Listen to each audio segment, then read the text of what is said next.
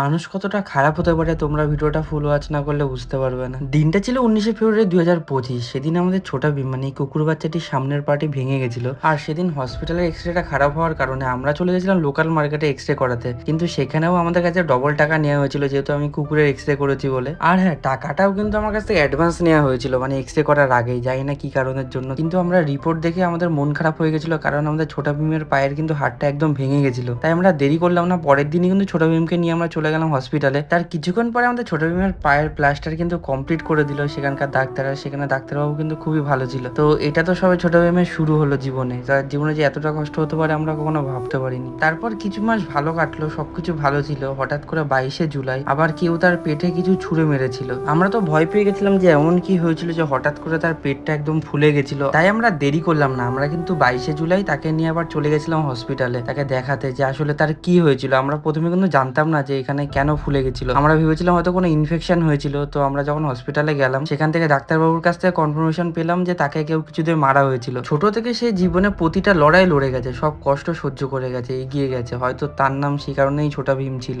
সত্যি বলতে আমাদের বাড়িতে কুকুর বাচ্চা কিন্তু অনেক আছে, কিন্তু তার মাঝখানে ছোটা ভীম একটু আলাদাই ছিল, কারণ সে ছোটবেলা থেকেই এতটা কষ্টে মানুষ হয়েছিল, তার প্রতি ভালোবাসাটা একটু অন্যরকমই ছিল। কিন্তু 26শে অক্টোবর 2025 আমরা ভাবতে পারিনি যে আমাদের এইভাবে ছোট ভীম ছেড়ে চলে যাবে। প্রায় একদিন ধরে সে কিন্তু সব খাবার খাওয়া বন্ধ করে দিয়েছিল, শুধু জল খাচ্ছিল। আমরা ভয় পেয়ে গেছিলাম, তবে ডাক্তারকে আমরা ফোন করে যখন দেখালাম ভিডিও কলে, তো তিনি দেখে বলেছিল হয়তো কোনো গ্যাস হয়েছে তার, যে কারণে গ্যাসের ইনজেকশন দিলে হয়তো ঠিক হয়ে যাবে। তো আমরা এক ফোঁটাও কিন্তু দেরি করলাম না, যেহেতু তার শ্বাসকষ্ট হচ্ছিল আমরা সঙ্গে সঙ্গে চলে গেছিলাম কিন্তু ইনজেকশন নিতে, যে ইনজেকশনটা বলেছিল। ডাক্তারবাবু কিন্তু অন দা ওয়ে ছিল, আর আমাদেরকে বলা হয়েছিল যে ইনজেকশনটা তোমরা দিয়ে দিও। আর আমার দাদা যেহেতু ইনজেকশন দিতে পারতো, দাদা ইনজেকশন দিয়ে দিয়েছিল। তো কিছুক্ষণ পরে ডাক্তারবাবু চলে আসে, আর আসার পরে তার মুখ থেকে যখন কথাটা শুনেছিলাম যে ছোট ভীম আর বাঁচবে না, কারণটা জানো কি কারণে ডাক্তারবাবু বলেছিল? কারণ ছোট ভীমকে বিষ খাওয়ানো হয়েছিল, খাবারের সাথে বিষ খাওয়ানো হয়েছিল তাকে। তবু আমরা আশা ছাড়িনি, আমরা কিন্তু শেষ চেষ্টা করেছিলাম, কিন্তু চেষ্টার কোনো আমরা ফল পেলাম না, কারণ তার কিছুক্ষণ পরে ছোট ভীম আমাদের ছেড়ে চলে গেল। একটি কুকুর বাচ্চার জীবনে যে এতটা কষ্ট হতে পারে আর তার মৃত্যু এমন ভাবে হতে পারে আমি কখনো ভাবতে পারিনি। আর যারা এইসব কাজগুলো করে তারা আদৌ মানুষ নাকি আমার তো মনে হয় না। এখানে কিন্তু সব থেকে বেশি মা ভেঙে পড়েছিল, কারণ ছোট থেকে বড় কিন্তু মাই করেছিল। ছোট থেকে বড় করতে যে কত গালাগালি না মা সহ্য করেছিল আশেপাশের লোকজনের কাছ থেকে। যাই হোক, তারপরে আমরা ছোট ভীমকে ভালোবাসা দিয়ে সমাধি দিয়ে দিলাম। এভাবে একটি যোদ্ধার গল্প শেষ হয়ে গেল। সত্যি পৃথিবীতে এমন খারাপ মানুষ এখনো আছে।